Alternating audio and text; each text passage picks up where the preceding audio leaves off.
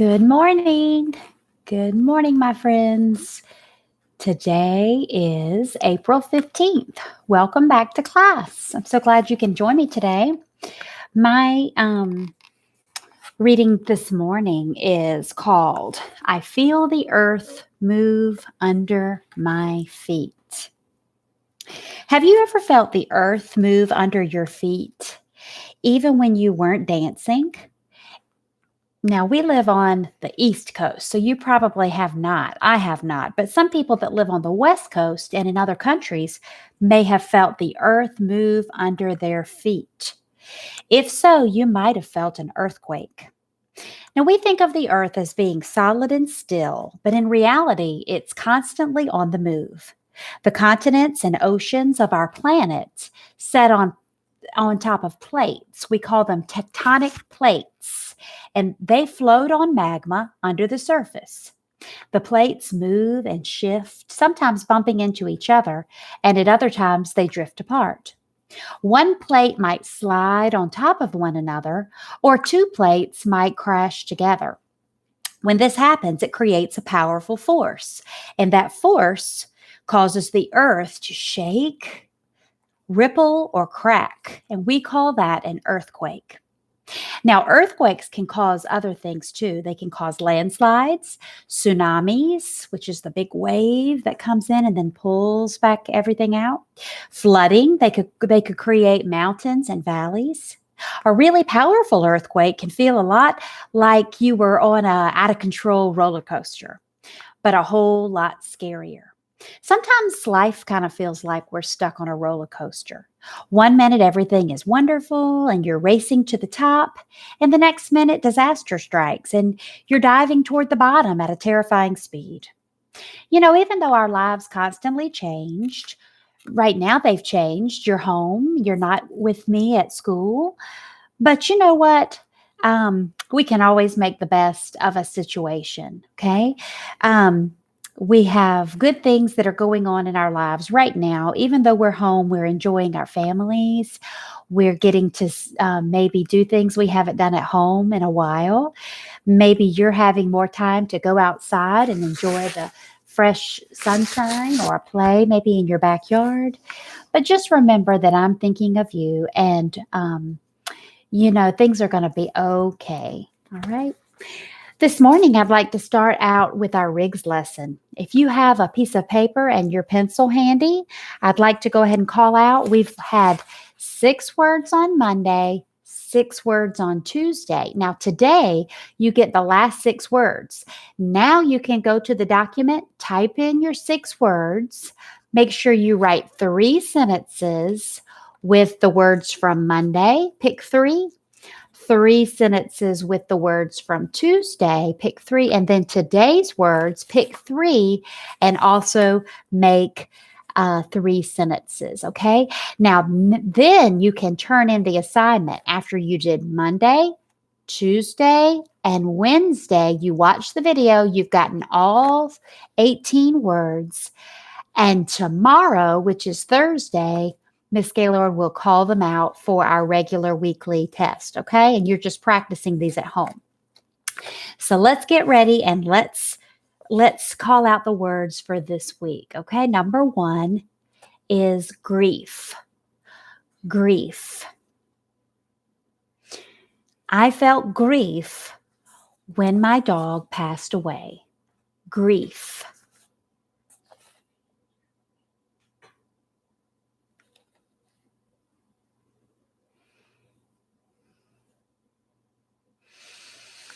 Number 2, guilty. Guilty. Guilty is the opposite of innocent. If you are guilty, you did something wrong. Guilty. Number 3, fluffy. Fluffy.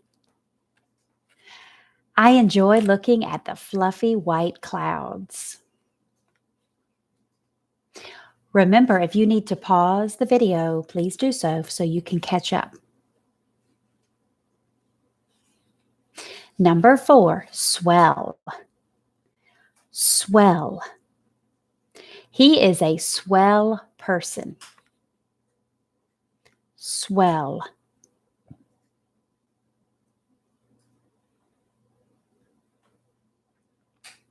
Number 5, account.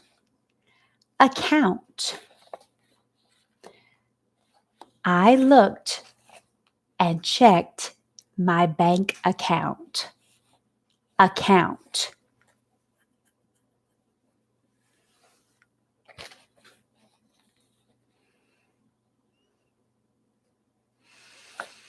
Number 6, frost. Frost. The frost melted when we walked across the grass. Frost.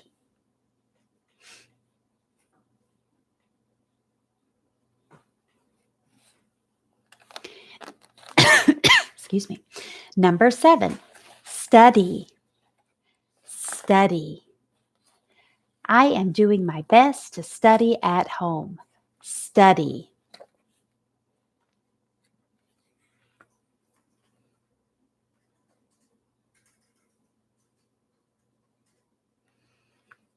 Number 8, district. District. We voted for a man in our district.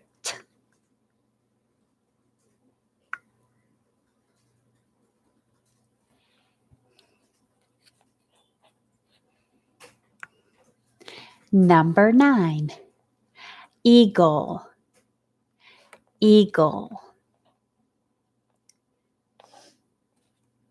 The eagle is our national bird. Eagle.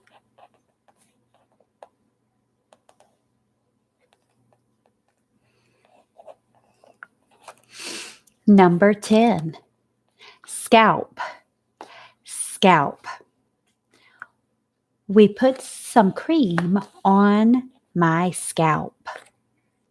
Scalp.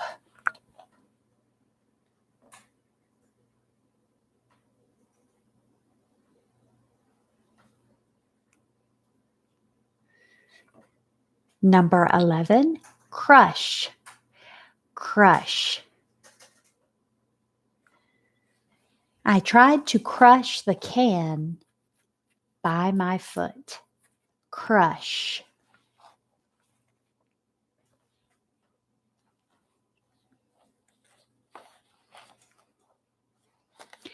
And number 12, remember, is a homonym. Morning. Not the type of morning like the sun came up this morning. Mourning, to be sad.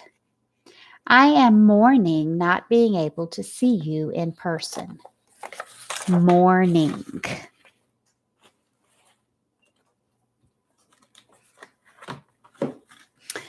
Those are the 12 words for today. Don't forget to check them after the lesson with your Riggs Journal. See which ones you missed and practice writing them 3 times each, the ones that you missed. Do your best to do your part at home to do that, okay? Very good. We are ready to find our journal today. Find your journal or your pieces of paper where you write your words, and we're going to write the word for today. The first word we have is use. Use. How many syllables is the word use? 1. Very good. Okay. It starts with a U. Now, use is uses the letter U. What are the sounds of U? U, oo, It's the vowel sound U that you hear. Okay, remember that when you hear the vowel sound and there's one syllable, you underline the vowel sound. The S here is the sound of Z. Remember, S has 2 sounds. S, Z. Okay, it's the second sound.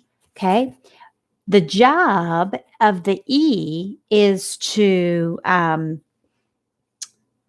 lets the vowel here say its name. Okay, so since the vowel says its name, you underline the U, the S, and the E. Okay, in a one-syllable word here, this E has the job of letting the U say its name. Use. Okay, use. Now, the use is a verb, it's an action. I am going to use a pencil. Can I use your ruler?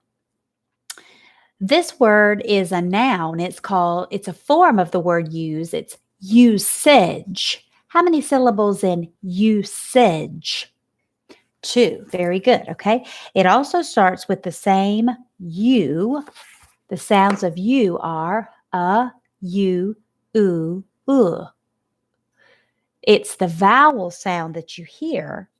This time it's not a one-syllable word, so we're gonna put a 2 above the U. It's not the it is the U. S. Good. S makes 2 sounds. S, z. It's the first one, so we do not mark it. Syllable dot. Use, edge, edge. Okay, now the A here is not the vowel sound. Okay, usage, I, a, aw. Does it really sound like one of those? How about a thinking cap? Think to spell. Does it really sound like that? Usage, almost sounds like an E. Okay. And then the next letter is the G. What are the sounds of G? G, J. Usage, J, J. It's the second one. Okay. Now, in this time, the vowel we have is job number 3. So we underline the J because it makes the second sound there. J. Usage. Usage. Okay, so this is the noun. Use is the verb. Usage is the noun. We'll go over that again. Another verb that uses this form is using. Using. I am using a marker. How many syllables is using? 2. Using also starts with a U. Now, is it the U, It's the second one again. So put a 2, the U, Z, Z. Is it the S or the Z? It's the Z sound. So you put a 2 over that one. Okay. Syllable dot. Use ing. I. The sounds of I are I, E. Okay. It's the first sound there. No markings. And then ng. 2-letter sound. Underline the NG. Now, 2 of these are verbs. Can you tell me which ones? Use and using are the verbs. Usage is the noun. Okay? Very good. Now, we have an adjective form of the word use. Can you think of it? An adjective form of the word use? Usable. Usable. How many syllables in usable? 3. Very good. Okay. It also starts with the U. Okay. Is it the U, It's the second sound, the U. Z, Z. S again. What are the sounds of S? S, Z. It's the second sound. Put a 2. Use, syllable dot, bull. Use, Now, what are the sounds of A? A, aw. Doesn't sound like any of those, so we put a thinking cap, think to spell. Good. Another syllable dot. Use a bowl. B, b, b. B, no markings. B makes one sound. L, no markings. L makes one sound. And the job of the E is the silent E. Underline it twice. Job number 4. Usable. A word cannot end in the consonant here. We need a vowel there, an E. Okay? Usable. All right. So that is the adjective form. Number 5. This word is, these last 2 words are not a form of use. This word actually is a noun. It is deaf. Deaf. How many syllables in deaf? 1. Very good. Okay, it starts with a d, d, D. 1 sound. D has no markings. Deaf. Eh. Do you know what it is? Good. 2-letter. E, A. The EA says here. What number is that? E, A. It's number 2. The EA has the second sound. The last part is th. 2-letter sound. Underline it. Deaf. 1 syllable. What part of speech is deaf? A noun. A noun. The end of something. Okay, the end of a life. The last word is stood. Stood. How many syllables in the word stood? 1. Good. S. What are the sounds of S? S. Z. First sound, no markings. T. T makes 1 sound, no markings. Stood. O. Underlined. What are the sounds of O? Okay. Ooh. Second sound. Stood. D. No markings because D makes 1 sound. Okay. Here are your 6 words for today. Use, usage, using, usable, deaf, stood. Okay, press pause if you need to. All right, let's look at the parts of speech here. Do you see any words that are nouns? Nouns. What are the things that nouns can be? Person, place, thing, or idea. Very good. Okay, do you see any nouns on our list? Usage. Usage is a thing. The usage of the computer was appreciated. Usage. Good. Okay, do you see another noun? Deaf. Deaf, the end of a life. Deaf. In our story, Charlotte's Web, what did Lurvy say about Wilbur? And the sheep also said this, that there could be a death around Christmas time. Okay, we'll have to read the book to find out. Death, good. Do you see any verbs, any actions that you know that are taking place? Several verbs. What are they? Use, good. Okay, when you take use and you do it now, okay, you are doing it now. Present tense, you drop the E and you add a ing. Using.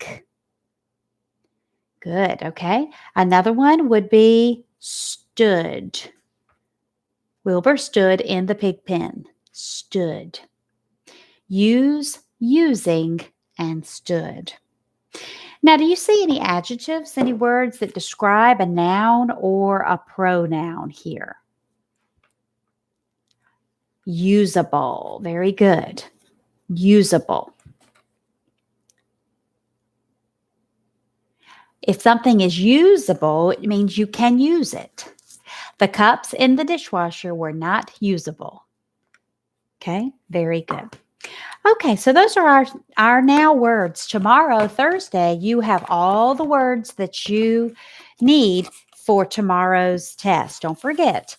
Now, after today, you can type them all in, all 18 words, type them on your document, and write 3 sentences for Monday, 3 for Tuesday, and 3 for Wednesday. How many total sentences should be on your sheet?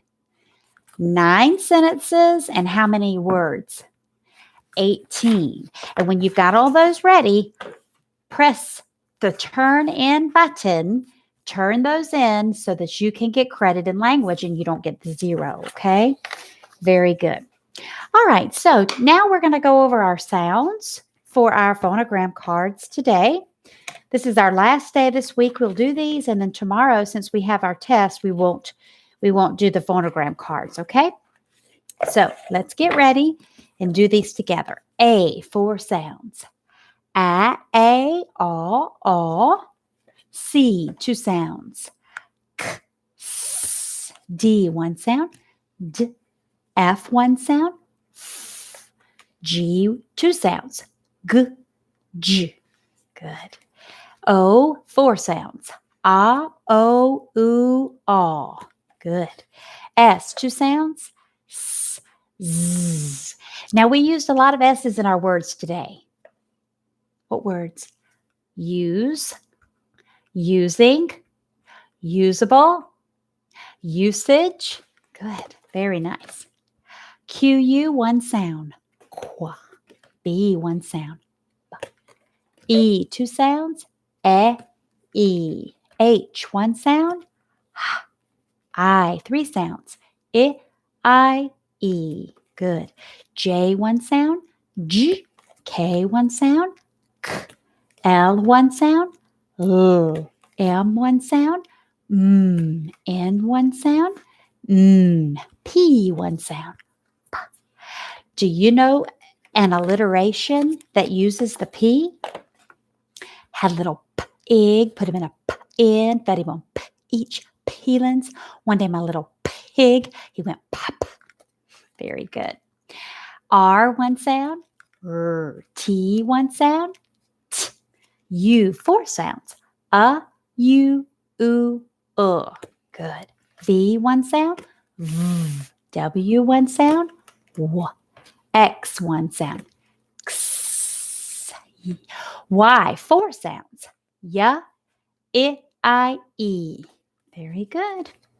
Z, 1 sound. Z. Let's look at our 2-letter sounds, okay?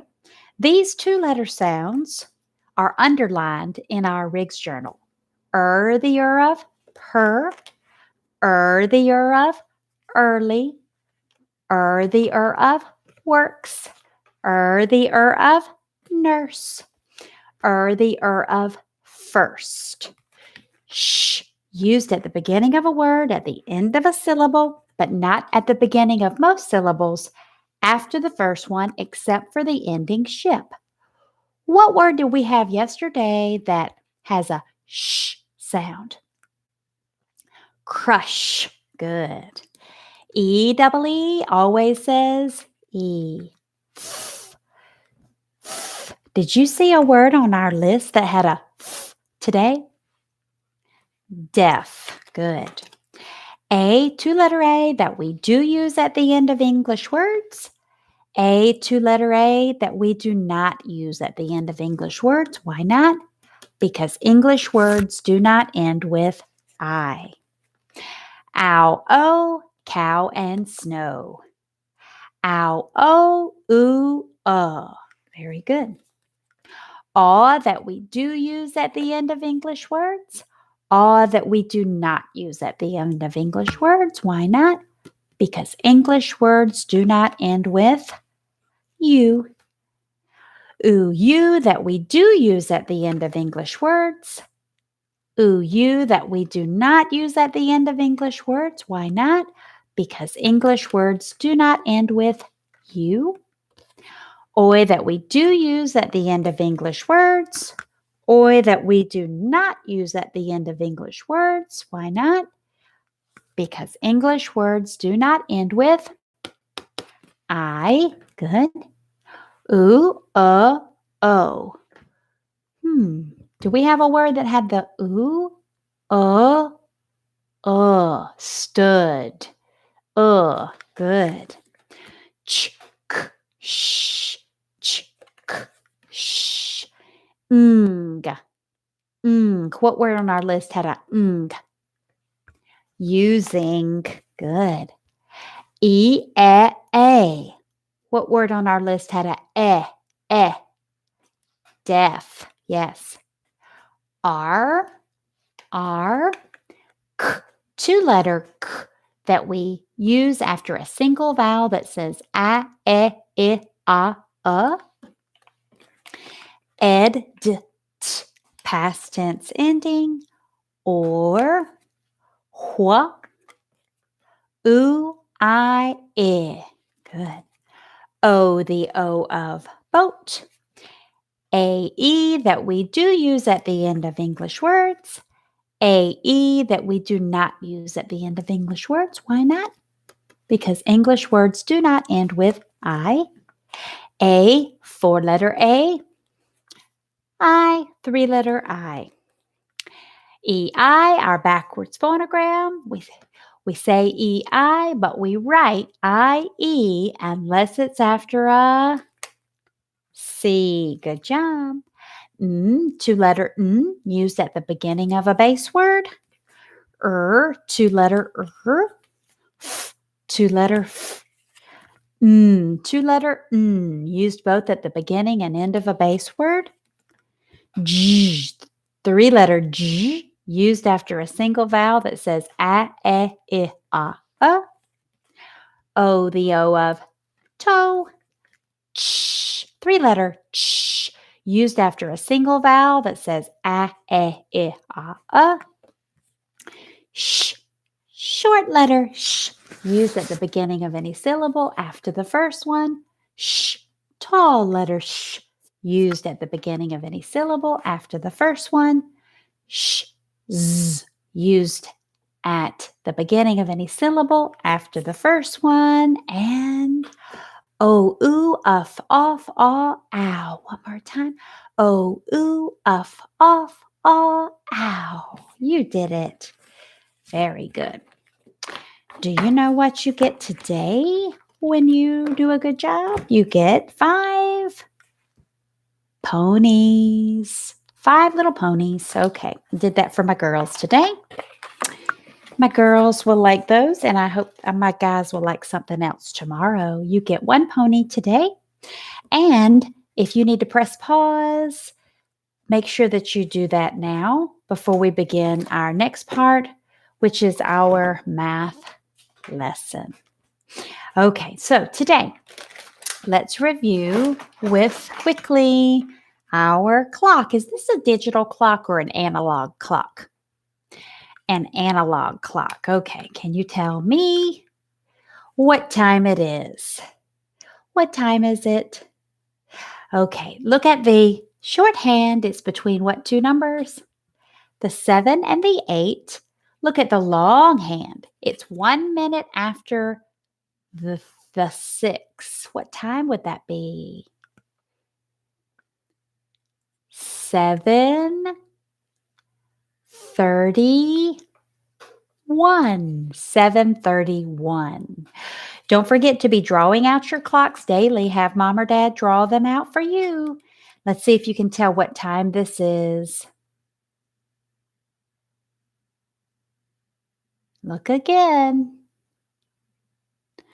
Look at the shorthand. It's between which 2 numbers? The 8 and the 9. So it's not 9, it's 8 something. It's 1 minute past the 11, which would be 56. Is it 9:56 or 8:56? It is 8:56. Be careful when you Draw your clocks. Make sure that you are practicing those. You can go online and find worksheets on those. You can find games. You can look into your some of the games that you've been doing. I hope that you've had time at home to do some of these math games. You can go to Cool Math Games, Splash Math, all sorts of free games for you to be working with besides your MobyMax and your iReady that you are working with, okay? Now make sure that you are using your 80 minutes per week. That's 1 hour, 20 minutes for math, 1 hour, 20 minutes for reading. Okay. I'm looking, some of you already started the week out really strong. Way to go, Elise. Okay, notice that. Way to go. Very good. Jamar did a great job the last couple of weeks with that. Thank you, Harper. And the other ones are working very hard on that. Okay. All right. Miss Gaylord's going to get her change tray out. Have you had time to make something where you can practice counting your money? I hope you have. Okay, let's look in the middle row today. Can you read one of those out loud? Which one would you like to do? How about 79 cents? Okay. What would be the best way to make 79 cents using the least amount of change? Would I start with the pennies? No. Nickels? No. Dimes? No. Quarters? Yes. How many quarters could make 79 cents? I've got 1 quarter, which is worth how much? 25. Another quarter, 50. 75. Can I add another quarter? That would be what? $1. So I have to put that back. Can I add a dime to my 75 cents? That would be 85. Too much. Can I add a nickel to my 75 cents? How much would that be? 75 plus 5, that would be 80. Too much, so I need to go back to the pennies. 75 plus 1, 76, 77, 78, and 79. I have how many quarters? 3. How many dimes? 0. How many nickels? 0. And how many pennies? 4. And I'm going to put that into my tray. Okay? You continue to practice counting your bills and your change. Okay? You can always practice that. There's also games that you can get onto to practice that. And when you look at those games, okay? Cool Math, Splash Math, any other of those math games that you're on. Has anybody had time to complete any games on Prodigy? Okay, awesome. Okay, very good for you if you have had time. Let's review what we learned yesterday about fractions, okay? Miss Gaylord has some pieces of fractions here. Do you remember what shape this is? The rectangle. What else could we call this shape? The quadrilateral. Quadrilateral. Very good. Okay, so let's take this shape. Let's see how we can divide this shape. Let's say I wanted to divide this shape into 2 parts. What are the ways that we learned yesterday I could divide the shape? Okay, I could divide it down the middle. Okay, and I could make 2 parts. Another way that I could divide it would be dividing it across this way, which would make this a horizontal line. Okay, and I could divide it across this way. I've now divided it into 2 parts. What if I want to take the same shape and look at these? What would each of these parts be called? Halves. These are halves. Very good. This time, let's take the same shape and divide it into 3 parts, okay? 1, 2, 3. Very good. Okay, so I could take this same shape, divide it into 3 parts. What would each of these parts be called? 1/3, 1/3, and 1/3. Okay, we'll look at that, how to write that today. Okay, now I can write 1/3 like this: 1 part over 3 total parts. Now look at the rectangle. If I were to fill them all in, I would have 1, 2, 3 parts. Okay, so each of those red parts are called 1 out of 3 or 1/3. Okay, each of these parts are 1/3 of the total rectangle. Okay, can I do the same thing with a circle? I can. Okay, if I want to take a circle and divide it into 2 parts, how would I do that? Okay, I would draw a line. I could divide it like this, or like this, or like this. In a circle, it really doesn't matter. Each of these parts are the same size. What do we call, if you have one part of the circle, what do we call that part? 1/2. These are called halves. One part is shaded out of 2 parts total. That is 1/2 of the circle. Okay, now I'm going to take some polka dots and make this part of the circle. How much would that be? That's the other half. That's 1/2. This is 1/2. This is 1/2. And that's the way we write them. This is 1/2. This is 1/2. When we put the 2 parts together, we have 1 whole. 1 whole. If you have not found your math book, I'd like for you to look at the pages. I noticed that some of you are doing a good job printing them out. Thank you. If you've printed them out or want to look at them on the computer, it is page 268. Okay. Now, today we're going to look at a sandwich. Okay. I'm going to pretend this is my sandwich. Do you like white bread or do you like wheat bread? I know wheat bread's better for you, but in my family, my boys, they like to eat white. Carlo and Abe buy the same sandwich. Carlo's sandwich is cut in thirds. Okay, they buy the same size sandwich. Carlo's sandwich is cut in thirds, but Abe's sandwich is cut in fourths. Which sandwich has smaller pieces? Okay, so I'm going to show you let's see if I can get this to work on my sandwich. These aren't exact, but let's just pretend that they're almost exact, okay? All right, so here is my sandwich cut into 3 pieces. Okay, I've got 1. These should be a little bit bigger, but just to show you, I've got 3 pieces, okay, of the sandwich. They're about this big.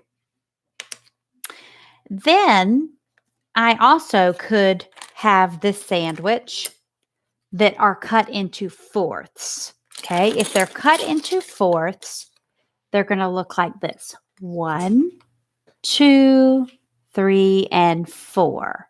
Okay, 1, 2, 3, and 4. These are my fourths, okay, of my sandwich.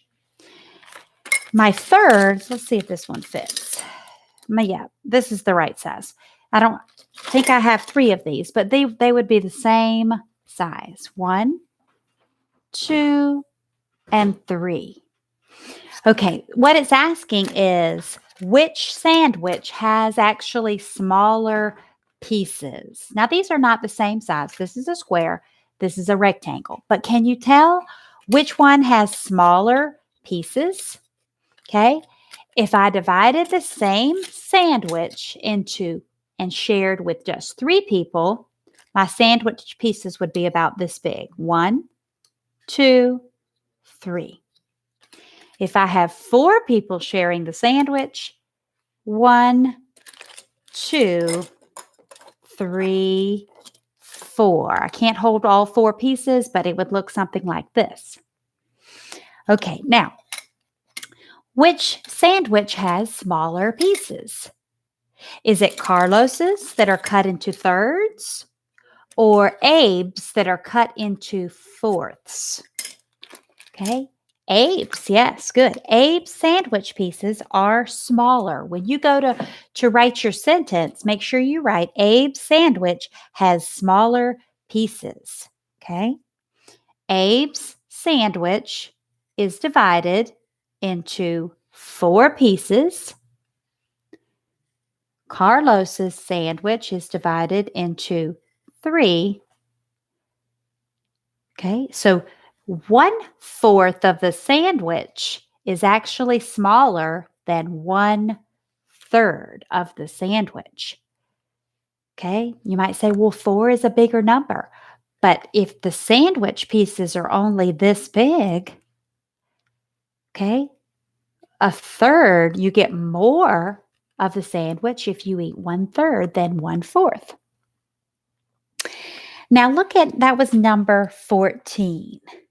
Number 13 wants you to compare 2 circles. Okay.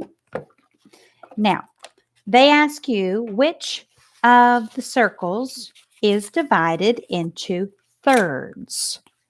Okay. Thirds. They show you 2 circles side by side. 1, 2. Now, in order for them to be equal sized pieces, they have to be the same exact size. Now, they have to be, see how these 2 are the same? When you look at them, they are the same size. So my sandwich pieces have to be the exact same size. Now, on circle A, they show you this sandwich. Okay. And in circle B, they show you this sandwich. Okay. Now, which one is actually divided into thirds?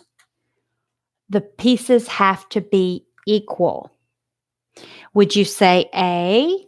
Hold your hand up. Or would you say B? A. A. Very good. So, circle A is divided into what? Thirds.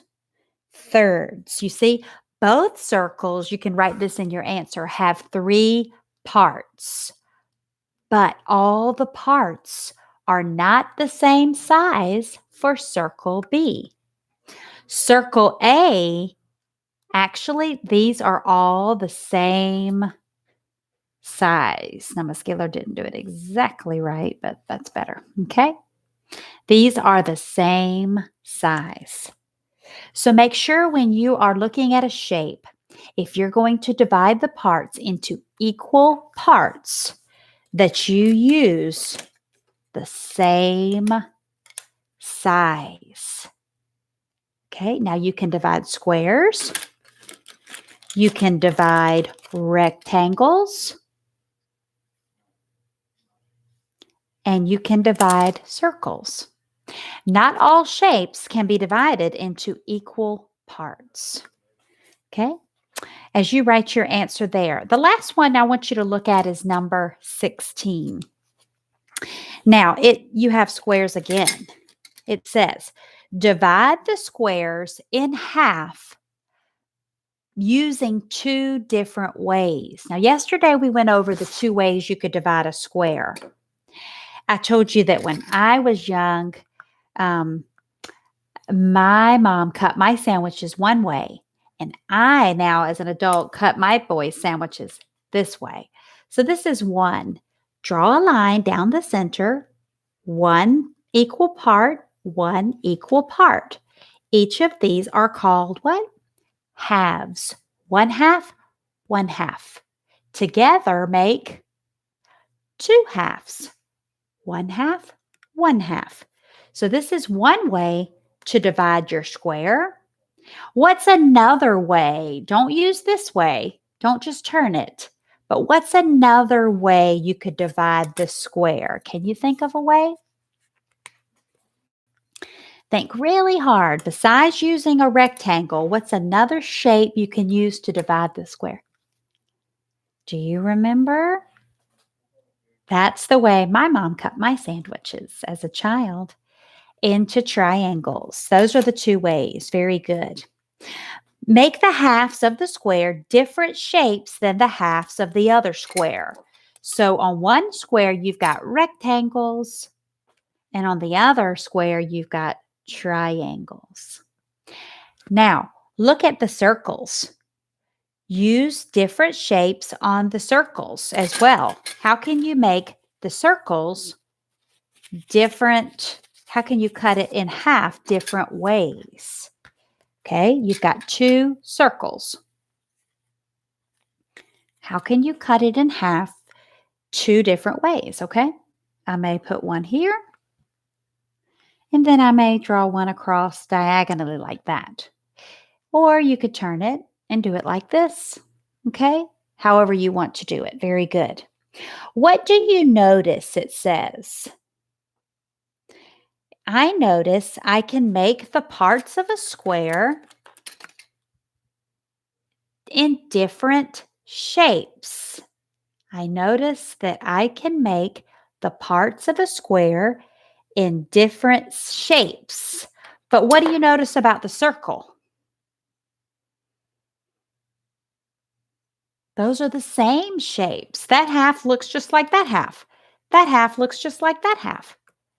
The circle shapes are the same shapes. The square shapes can be different. Do you see that? Okay, so that's another way we can contrast. We learned the word contrast, tell the ways things are different. Okay, continue to write your answers in your document if you've printed out your paper. For the homework this week, Mrs. Gaylord has put on the Google Classroom some fraction homeworks to do. It automatically grades your homework for you. So before you press the turn in button, make sure that you want to press the answer, okay? Because you can't go back and take it. So be very careful when you do that, okay? Very careful. Don't forget, you have to do each homework. There was a homework for Monday, Tuesday, Wednesday, and Thursday. They're listed separately under the Google Classroom, okay? Very good. You got the next pony. You got a blue one first. Very good. Okay. Now, if you need to take a break, you can press pause on the video for a minute before we get started with our reading. If you need to locate your materials, you can find your reading page. Okay. Your reading page is in your reading book. We've been talking about looking at pictures and comparing texts, okay? We're on page 356, connecting words and pictures. Okay? If you need to find it, you can do that right now, okay? Very good.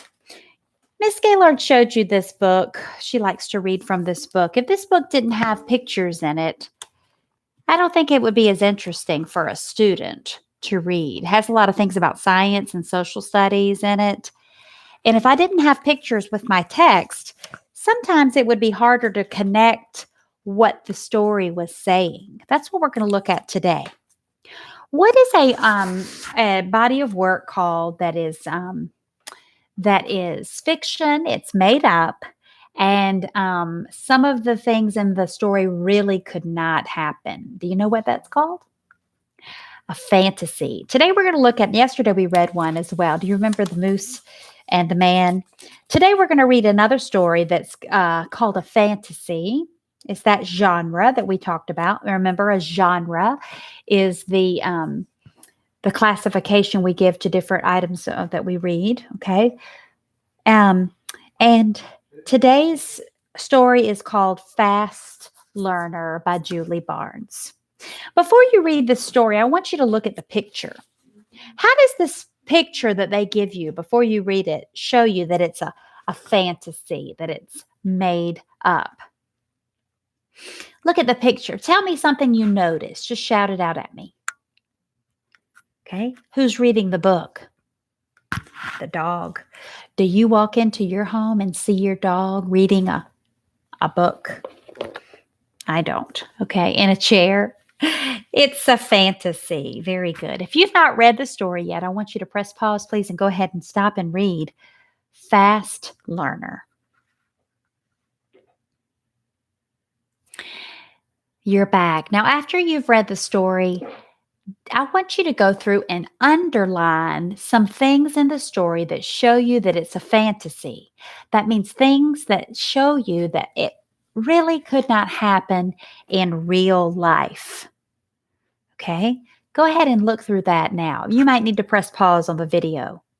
At the end, we'll talk about all the things you underlined to show me that you know this story is what we call a fantasy.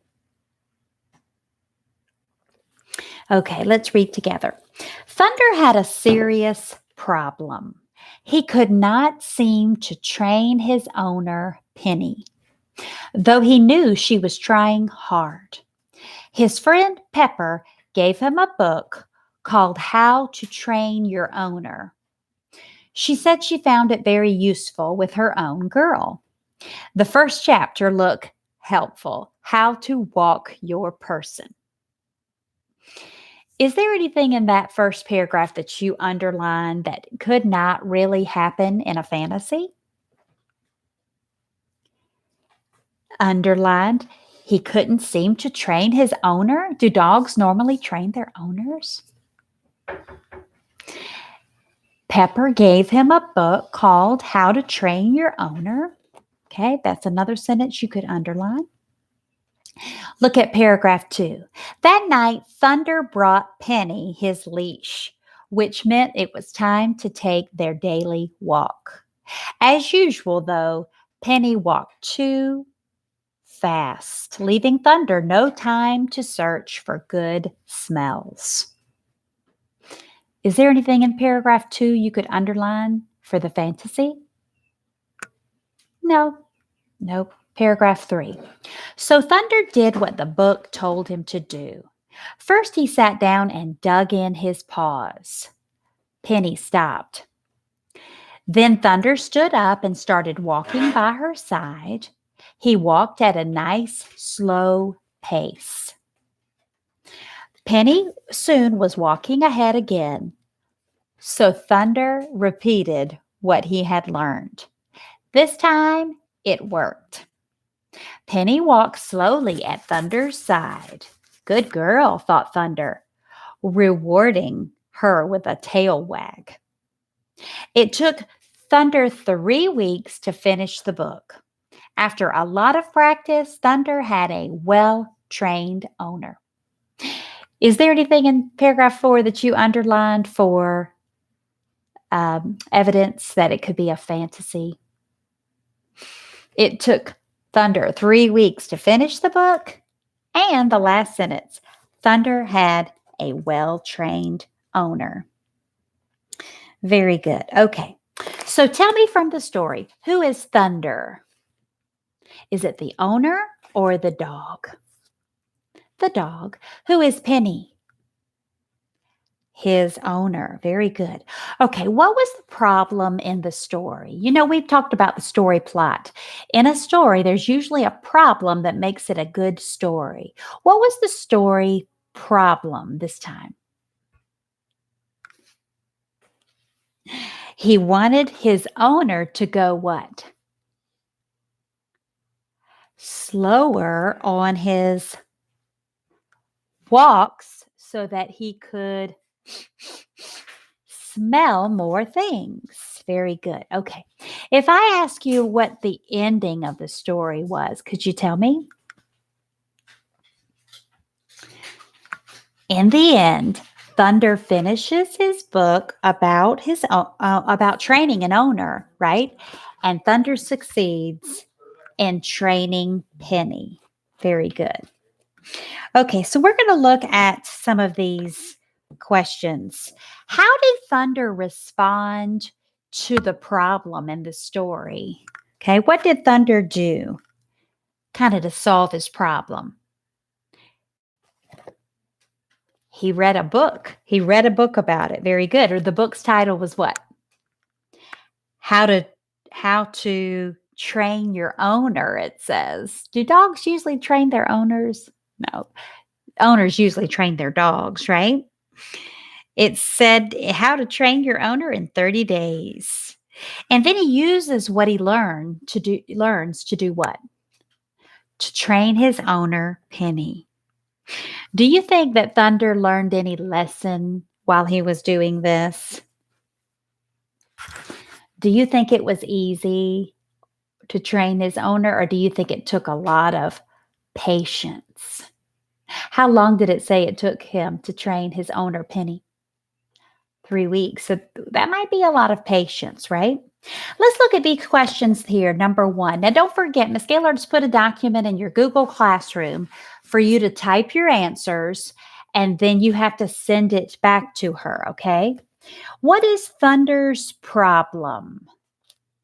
A, his person doesn't want to be trained. B, he doesn't like going on walks. C, his friend Pepper did not want to help him, Or D, his person was hard to teach. What was Thunder's problem? Okay. Do you think Penny didn't want to be trained? Did the story say that? No. The story said Penny was trying hard. Do you think he doesn't like going on walks? No. A dog likes a walk, right? Thunder likes walks. What about C? Do you think his friend Pepper didn't want to help him? No, because what did Pepper give him? A book, right? So the only answer could be D. His person was hard to teach. Number 2, what part of the story is the picture showing? Look at the picture of the dog sitting there with the book. Is it showing A, how Thunder learns to train Penny? B, the problem Thunder was having with Penny? C, how Penny and Thunder look after training? Or D, how Thunder rewarded Penny? What's the picture showing as the dog is reading his book? He is what? He's learning. So which one would you pick? I'd pick A. The picture doesn't show Penny walking too fast. The picture doesn't show Penny at all. And the picture does not show how Thunder rewarded Penny. You can answer the questions by carefully figuring out the answers. Look at the talk about it there. It says, look at the picture again. What details from the picture help make this story a funny story? Do you see anything that looks funny to you? Do you normally walk into your living room and see a dog in the chair reading a book? No, that looks funny to me. Look at that in the short response today. What is funny about the training that goes on in this story? If you flip over to your materials in your Google Classroom, you'll see that I've attached page 359. You can also look at the document I attached for you to type in your answer. You need to type in several sentences, not just one. What is funny about the training of a person in this story? Is it funny that Penny, the person, is the one being trained? Yes, you can think about that as you answer your question. It asks you to use details from the story. Tell me about things that you've learned from the story.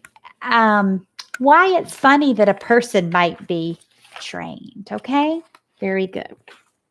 All right, so we're going to take a pause. You get another pony for a good job. You now have done your rigs, your math and your reading. And you've got 3 little ponies today so far. Very good. Okay, if you need to press pause and gather some materials, you can do that or take a quick break, take a stretch or a brain break, do a little go noodle, something to get yourself energized and ready to finish out. We've got 2 more lessons to continue, okay? All right, so we are on the next lesson would be the science this time. Now, if you looked into your Google Classroom, today's assignment in science is to start something new. Today, we're talking about the earth. You know how Miss Gaylord read you the little story about the earth earlier? And we're going to look at the desert. Look at your PowerPoint. If you haven't had time, you need to fill that out. There's things on the PowerPoint that you can do. It's called Explore the Desert Biome. Okay, let's look at that. A desert is a place that gets very little rain. Okay, desert is a place, and it might be hot. Let me put my hat on now to get some shade.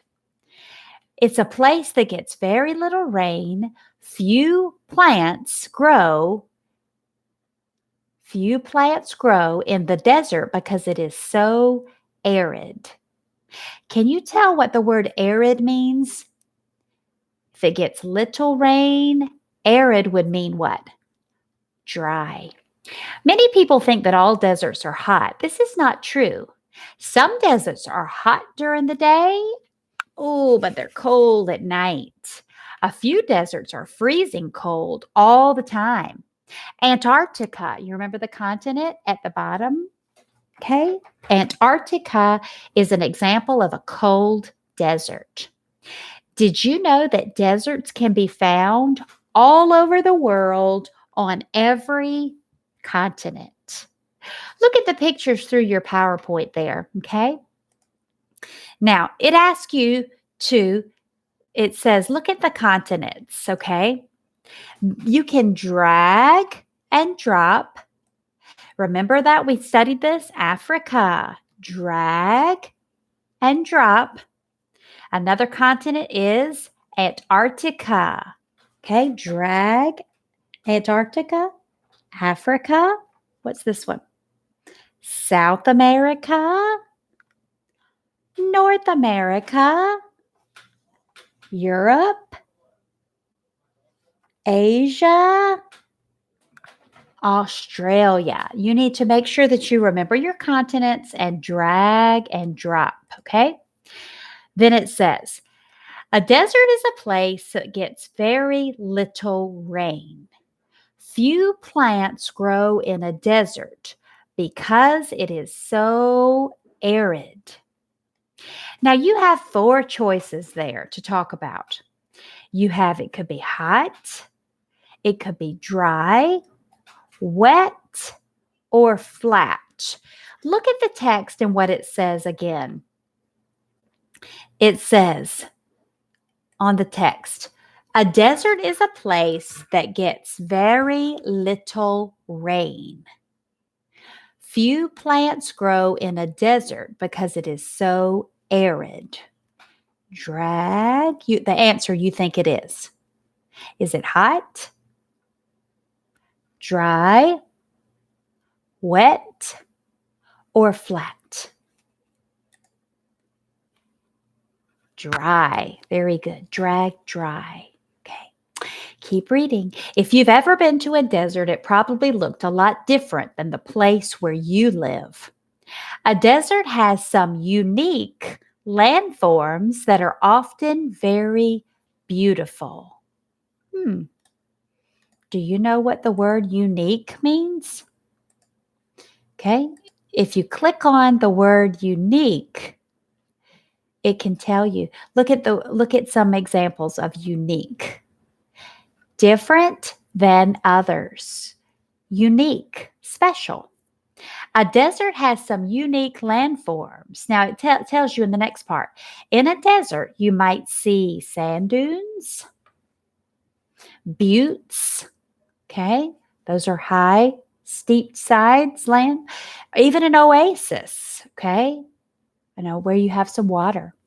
Many of these landforms are created over thousands of years by strong winds, heat, and blowing sands. It shows you some pictures there of those landforms. Okay. Then keep going. A desert is a dangerous place to live because of the harsh conditions. Animals that live in the desert have special adaptations or traits that help them survive. Think about some of the traits of animals. Okay, think about it. When you talk about an animal traits, think about the giraffe. What's its adaptation? Its long neck. What's the shark's adaptation? Its fin. What's the elephant's adaptation? Its trunk. Okay, what's the ostrich's adaptation? Its neck. What's the crab's adaptation? Okay, its short legs so that it can crawl. Think about those things as you think of an adaptation. One example of this is the animal called the chameleon. You know the chameleon? This is a lizard. It's able to change its color to match the surroundings. It can blend into the sand and rocks, making it easier to hide from dangerous predators. Okay, remember the predator is the one who comes after the animal. What's the animal called that's not the predator? Maybe that's being eaten or injured? The prey. Very good. Okay, here's some examples of some desert animals. Can you see them at the bottom? What do you see there? Okay, I see looks like a scorpion, looks like a bird. Okay, there may be a fox, a camel. Very good. Let's keep looking. Very few plants can live in the desert. Those that do have developed special ways to survive, just like desert animals. What do we call that way to survive? An adaptation. Do you know plants have adaptations just like animals? Do you know one adaptation that helps plants survive in the desert is the ability to store water? This allows the plant to tolerate long periods of drought. Do you know what a drought is? A time of little or no rain. Some plants have shallow roots that absorb the moisture quickly when it does rain. Look at the plants that we listed there. What's that plant that everybody's familiar with? The cactus. Very good. And there's other desert plants there. Okay, keep reading. All right. Now, if you want to look at the lesson for tomorrow, you can see that you also need to take what you've learned about the desert, and there's a video to watch, a story. Okay, tomorrow you can watch the story called The Three Javelinas, and there's a writing activity that you need to do with the story. Okay, that helps us learn about the desert that we're going to learn about this week in science. All right, very good. Well, you got your third little pony today, and you now have 4. You're missing one more, and we will get that after we finish our last lesson. Have you been reading your book? Did you get a chance to read ahead in Charlotte's Web? I hope so. We left off on chapter 9. Yesterday, we covered chapter 8, A Talk at Home. And what happened at home? What did Fern tell her family about the barnyard? Remember, she told her family all that she had been talking to. She'd been listening to the animals. She'd heard them. She told them about the goose having what? The 7 goslings. She told them about the rat named Templeton and that nobody likes him. And what did Templeton do with the rotten goose egg? He took it and hid it under his trough, remember? She told her mom who Charlotte was. Who was Charlotte? The spider. And she told her mom who Wilbur was. the pig. Good. And she told her mom that Wilbur adores Charlotte, which means what? Wilbur loves her very much.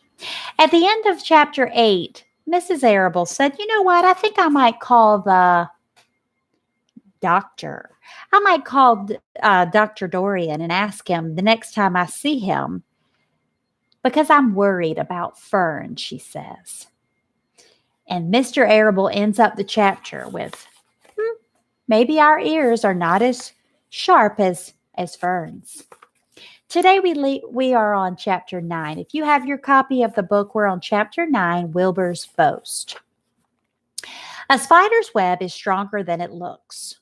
Although it is made of thin, delicate strands, the web is not easily broken. However, a web gets torn every day by the insects that kicks around in it, and a spider must rebuild it when it gets full of holes. Charlotte liked to do her best weaving late in the afternoon, and Fern liked to sit by and watch. One afternoon, she heard a most interesting conversation and witnessed a strange event. Now, have you noticed, does Fern talk back to the animals? She doesn't. She listens. You have awfully hairy legs, Charlotte, said Wilbur, as the spider busily worked at her task. My legs are hairy for a good reason, replied Charlotte. Furthermore, each leg of mine has 7 sections: the coxa, the trochanter, the femur, the patella, the tibia, the metatarsus, and the tarsus. Wilbur sat upright. You're kidding, he said. No, said Charlotte, I'm not either. Say those names again, said Wilbur. I didn't catch them the first time. And she did. Coxa, trochanter, femur, patella, tibia, metatarsus, and tarsus, she said. Goodness, said Wilbur, looking down at his own chubby legs. I don't think my legs have 7 sections. Well, said Charlotte, you and I lead different lives. You don't have to spin a web. That takes real legwork. I could spin a web if I tried, said Wilbur, boasting. I've just never tried. Can you tell what the word boasting means here? Bragging, saying that you are all that, like you are something special. So what does Wilbur boast about? He says he can spin a web. Let's see you do it, said Charlotte. And Fern chuckled softly. Her eyes grew wide with love for the pig. Okay, replied Wilbur. You coach me, and I'll spin one. It must be a lot of fun to spin a web. How do I start? Said Wilbur. Take a deep breath, said Charlotte, smiling. Wilbur breathed deeply. Now climb to the highest place that you can get to, like this. And Charlotte raced to the top of the doorway. Wilbur scrambled to the top of the manure pile. Very good, said Charlotte. Now make an attachment with your spinnerets. Hurl yourself into space and let out a drag line as you go down. The drag line would be the line of silk that Charlotte lets out. Let out a drag line as you go down. Wilbur hesitated a moment and then jumped out into the air. He glanced hastily behind to see if a piece of rope was following him to check his fall, but nothing seemed to be happening in his rear, and so the next thing he knew, he landed with a thump, and a thump. He grunted. Charlotte laughed so hard that her web began to sway. What did I do wrong? Asked the pig when he recovered from his bump. Nothing, said Charlotte. It was a nice try. I think I'll try again, said Wilbur cheerfully. I believe that what I need is a little piece of string to hold me. Wilbur walked out to his yard. You there, Templeton, he called, and the rat poked his head from under the trough. Do you remember what the trough is? The place where Wilbur's food is poured.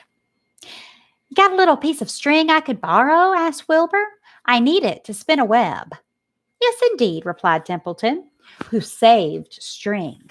No trouble at all. Anything to oblige. Can you tell what the word oblige means there?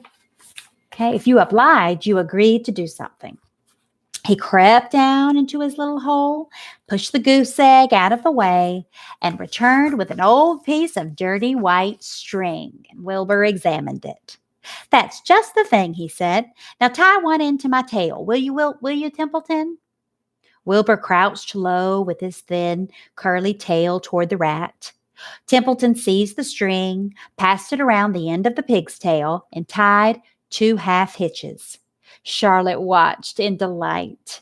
Like Fern, she was truly fond of Wilbur. To be fond of someone, you truly like them. Wilbur, whose smelly pen and stale food attracted the flies that she needed. And she was proud to see that he was not a quitter, and he was willing to try again to spin a web.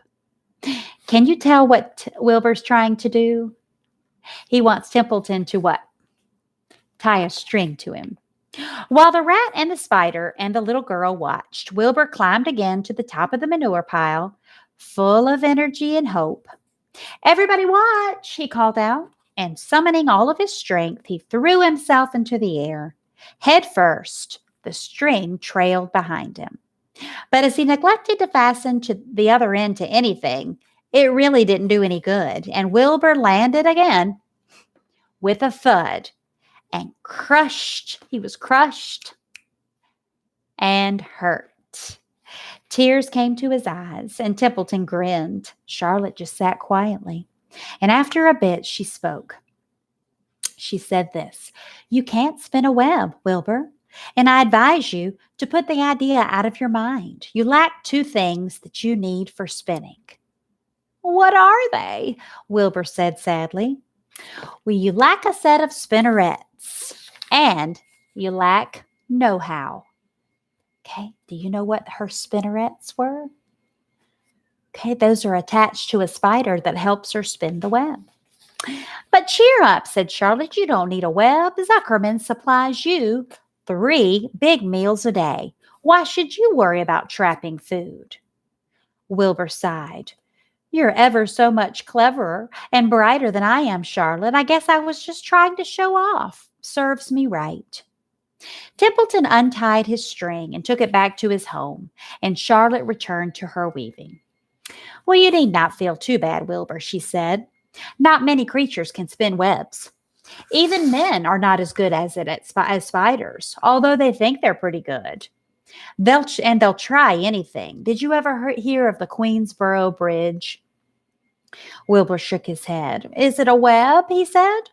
"Sort of," replied Charlotte. "But do you know how long it took men to build it? 8 whole years. My goodness, I would have starved to death waiting that long. I can make a web in a single evening," she said. "Well, what do people catch in the Queensboro Bridge? Bugs?" asked Wilbur. "No," said Charlotte. "They don't catch anything. They just keep trotting back and forth across the bridge, thinking there's something better on the other side. If they would hang head down at the top of the thing and wait quietly, maybe something good would come along." That's what Charlotte does. "But no," she said, "with men, it's just rush, rush, rush, rush, rush, rush, rush every minute. I am glad that I am a sedentary spider," she said. Wilbur said, "What does sedentary mean?"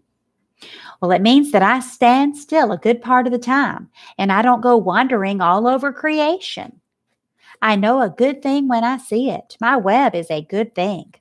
I stay put, and I wait for what comes. And it gives me a chance to think," she said. "Well, I'm sort of sedentary myself, I guess," said the pig. "I have to hang around here whether I want to or not." "You know where I'd really like to be this evening?" he said. "Where?" said Charlotte. "In a forest, looking for beech nuts and truffles and delectable roots." Okay, that's things he likes to eat and dig. Pigs like to dig up things. "Pushing leaves aside," said Wilbur, "with my wonderful strong nose. searching, sniffing along the ground, smelling, smelling, smelling, smelling, he said. You smell just the way you are, said a lamb who had just walked in. I can smell you from here. You are the smelliest creature in this place. Wilbur hung his head. His eyes grew wet with tears, and Charlotte noticed his embarrassment, and she spoke sharply to the lamb, and she said, Let Wilbur alone. He has a perfect right to smell, considering his surroundings. You are no bundle of sweet peas yourself, said Charlotte. Furthermore, you are interrupting a very pleasant conversation. Now, what were we talking about, Wilbur, when we were so rudely interrupted? Now, what animal was it that came in to interrupt? That called Wilbur smelly? The lamb. And Wilbur says, oh, I don't remember. It doesn't make any difference, he said. Let's not talk anymore for a while, Charlotte. Wilbur said, I'm getting sleepy.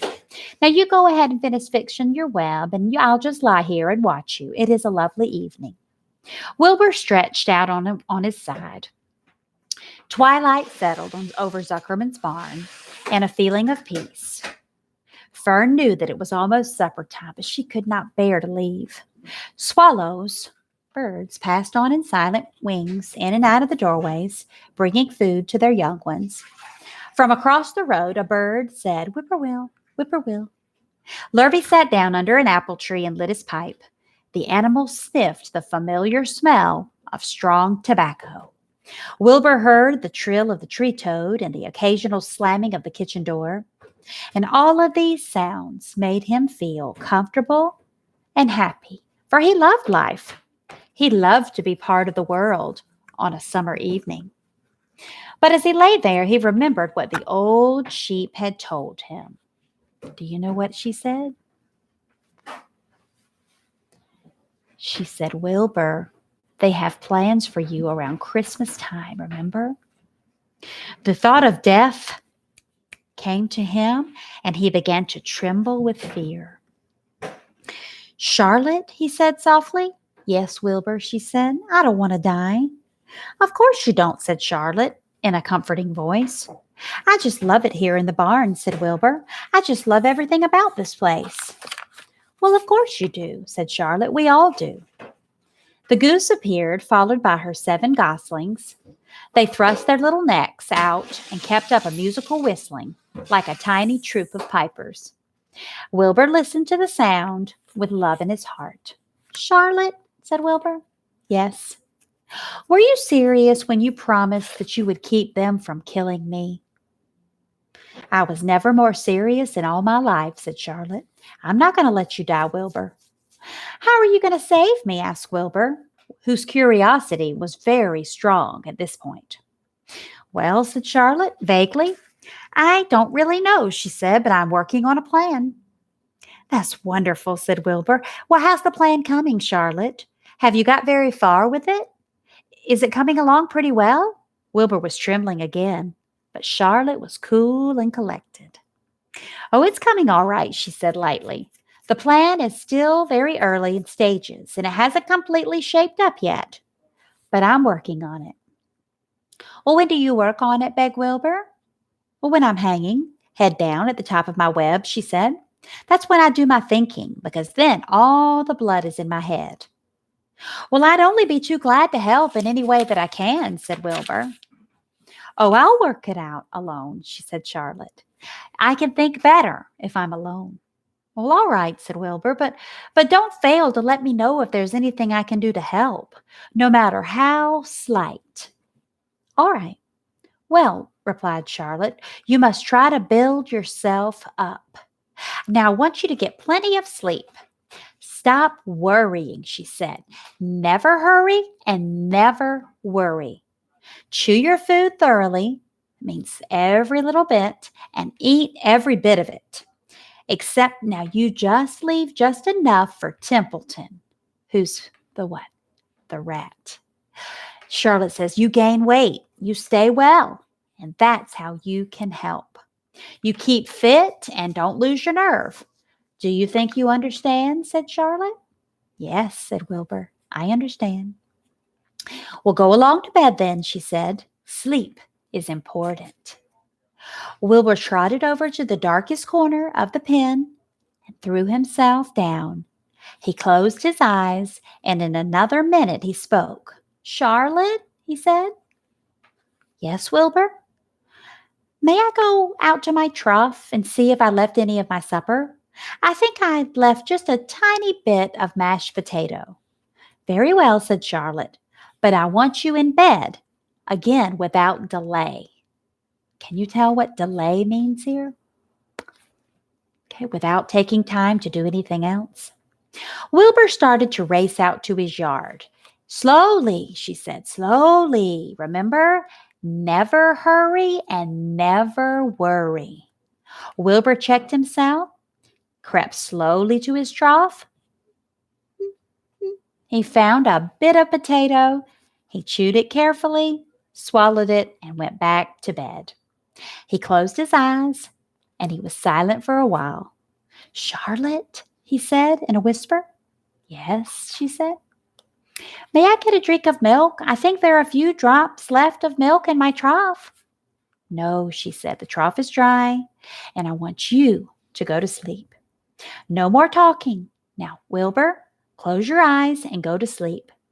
And Wilbur shut his eyes, and Fern got up from her stool and started for home, her mind full of everything that she had seen and heard.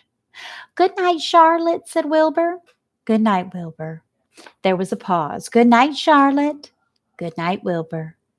Good night. Good night. Wouldn't you like to be in the barn there? I would. Can you tell from that chapter what was Wilbur's boast? If I ask you what was he boasting about? What was it? Wilbur said he could also spin a web. Can Wilbur the pig spin a web? Can he spin a web? No. Who did Wilbur enlist or get to help him try to spin the web? Templeton the rat. Did Templeton agree to help? He did. What do we call the word there that Templeton agreed? He obliged. Templeton obliged to help. What did Templeton do to help? He brought Wilbur what? A string. He brought Wilbur a string. Very good. Did the string work? No. Could Wilbur spin a web? Could Templeton the rat spin a web? Okay, no. They're not able to. What was it that Charlotte had about her that helped her be able to spin the web? Can you remember the word? Spinnerets. Spinnerets. Very good. And do you remember that Charlotte had how many parts to her legs? Remember all the parts she named? Yes, very good. Okay, so that helps. What word in science that we learned today is a special body part that an animal has in order to help them survive? We just talked about it in science. An adaptation. So what adaptation does the spider have to survive? Spinnerets and all the different leg parts. Very good. Okay. Think about that as you wrap up today with science and Charlotte's Web. Now, don't forget to go back and complete the activity on the Google Classroom for every subject and mark turn in. Please don't forget to turn in the video that you watched it, okay? Mark turn in. Tomorrow will be Thursday, the last lesson that you see me on this week. And then Friday, we'll do our Zoom room at 11 o'clock. Okay, join us there. The first week, we had a lot of students. I want to see if we can get every student in the Zoom room. Okay, and do you want to come in with a funny hat on Friday? Do you want to find a hat around the house and come in with a funny hat? Somebody surprise me and come in with your funny hat. Okay? Very good. All right. Do you know that I miss you? I miss you. And you got your last pony today. Thank you for a good job. I do hope I can see you soon. I want you to let me know if you have any questions that I can help you with, okay? All right. Miss Gaylord has to go, but I will see you tomorrow. Thank you for a great lesson. Bye-bye.